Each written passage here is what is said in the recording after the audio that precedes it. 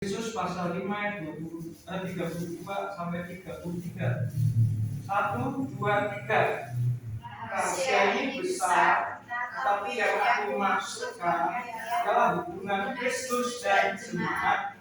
Bagaimanapun juga bagi kamu masing-masing berlaku, kasihlah istrimu seperti dirimu sendiri, dan istri hendaklah menghormati suaminya. Amin. Nah, dari pembacaan ayat ini kalau kita renungkan sebenarnya dari konteks di atas mulai ayat 22 itu sampai 31 itu dijelaskan bahwa sebelum rahasia ini besar yang aku maksudkan adalah hubungan Kristus dan jemaat, sebenarnya ini mengacu pada kasih Kristus adalah dasar hidup suami istri. Fokusnya itu hubungan suami istri sebenarnya. Jadi mengapa orang Kristen Katolik kadang-kadang hukum nikahnya hanya sekali, tidak boleh nikah yang kedua kali kalau tidak diceraikan oleh maut. Itu karena dasarnya seperti ini. Sangat dalam rahasianya itu kalau menikah itu tidak hanya urusan membentuk keluarga yang kalau orang Islam ya istilahnya sama lah, sakinah mawaddah warahmah gitu.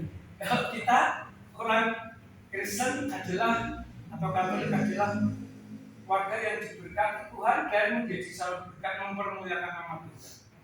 Ini memang tidak mudah Bapak Ibu, karena saya sendiri sama istri itu baru menikah 17 tahun 2009, lalu sampai hari ini pun belum dikaruniai anak, sehingga tidak mudah menjalaninya. Dan kami jujur perlu belajar dari Bapak Ibu yang sudah lebih dari 17 tahun dan sudah berkeluarga dan sudah punya anak, punya cucu, bahkan punya cicit. Itu jujur bagi saya sesuatu yang tidak mudah, sulit. Jujur sulit, menikah itu sulit. Karena saya umur 39 baru berani memutuskan untuk menikah. Sebelum itu takut, sebelum itu bayang-bayangannya nanti menikah, ya orang apa ya istilahnya salah kayak begini. Istilahnya malgation sampai begini, menderita dan akhirnya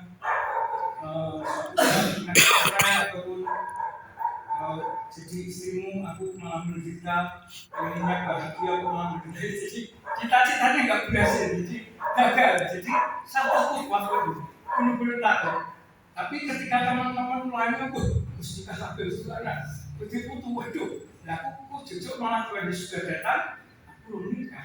Jadi kalau seperti Rasul Paulus tidak perlu nikah, malah bagus. Seperti Tuhan Yesus tidak menikah, malah bagus ya. Hidup untuk kerajaan Allah, kerajaan Bapa. Jadi rohani banget. Seperti Katolik itu jadi romo, jadi susah itu malah bagus banget. Fokusnya hanya untuk yang di atas, yang untuk kerajaan yang Bapa, di surga yang untuk kerajaan Allah, itu Tuhan Yesus. Jadi nggak mikir ke daging, nggak mikir ke hawa nafsu gitu. Hawa nafsu benar-benar harus dimatikan. Tapi setelah menikah, ternyata tidak mudah, sulit juga. Karena harus antara daging yang masih ada di tubuh kita diperangi, dia dagingnya yang tunduk, rohnya yang kuat, dagingnya yang lemah. Kadang-kadang terbalik, dagingnya yang kuat, rohnya yang lemah. Oh ini peperangan yang tidak mudah loh, tidak hanya perang antara koro, perang melawan dagingnya dia bisa juga abot Bapak Ibu. Karena sudah itu paling abot. Kalau kadang-kadang agama dari orang harus memasukkan diri ini ya benar. Itu samsara dan juga harus terlepas dari samsara dan penderitaan itu. Maksudnya supaya kita itu sadar bahwa hidup itu sebenarnya menderita, sengsara dan harus bertobat, harus kembali pada Sang Pencipta. Itu benar sebenarnya.